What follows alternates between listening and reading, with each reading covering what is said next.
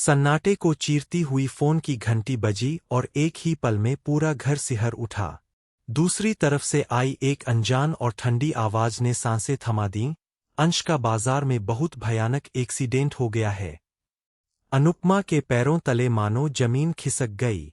लेकिन सवाल यह है कि क्या यह वाकई कोई हादसा था या किसी दुश्मन का बिछाया हुआ बहुत बड़ा जाल।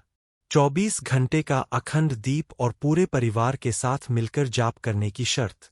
क्या यह किसी आने वाली अनहोनी का इशारा है या फिर अनुपमा को इस खेल से बाहर करने की सोची समझी साजिश।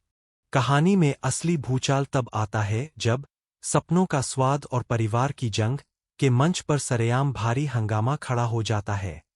प्रेम कोठारी और अनुपमा, जो दुनिया की नज़रों में एक दूसरे के आमने सामने खड़े थे, उन पर पूरे माहौल को गुमराह करने का संगीन आरोप लगता है।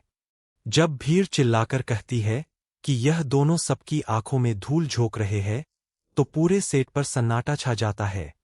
क्या प्रेम और अनुपमा वाकई मिलकर कोई गुप्त रणनीति बना रहे हैं या फिर कोई तीसरा खिलाड़ी पर्दे के पीछे से इन दोनों को मोहरा बनाकर इस्तेमाल कर रहा है। अनुपमा आगे बढ़कर स्थिति को संभालने की कोशिश करती है और बताती है कि यह सब प्रतियोगिता के एक नए और बेहद कठिन टास्क का हिस्सा है। लेकिन जो सच सामने आता है वह और भी ज्यादा खतरनाक होता है। यह सिर्फ एक साधारण मुकाबला नहीं, बल्कि हुक्म का खेल है।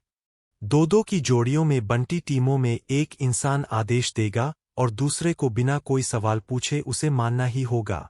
जरा सोचिए, अगर हुक्म देने वाला ही आपका छिपा हुआ दुश्मन निकल आया, तो क्या वह आपको जीत की तरफ ले जाएगा या सीधे हार के कुएं में ढकेल देगा। प्रेम कोठारी पहले ही 2 टास्क हार चुका है। ऐसे में क्या यह नया टास्क उसके सफर का अंत साबित होगा।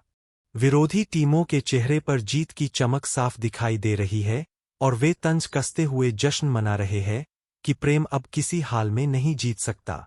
लेकिन ठीक उसी मोड़ पर अनुपमा अपने सबसे मजबूत इरादों के साथ खड़ी होती है। वह विरोधियों की आंखों में आंखें डालकर चेतावनी देती है कि आत्मविश्वास इंसान का सबसे सच्चा दोस्त होता है, जबकि अति आत्मविश्वास उसका सबसे बड़ा दुश्मन। अब देखना यह बेहद दिलचस्प होगा कि क्या अनुपमा इस खतरनाक जाल से अंश को सुरक्षित बाहर निकाल पाएगी और क्या प्रेम कोठारी इस आखिरी मौके पर बाजी पलटकर ट्रॉफी अपने नाम कर पाएगा।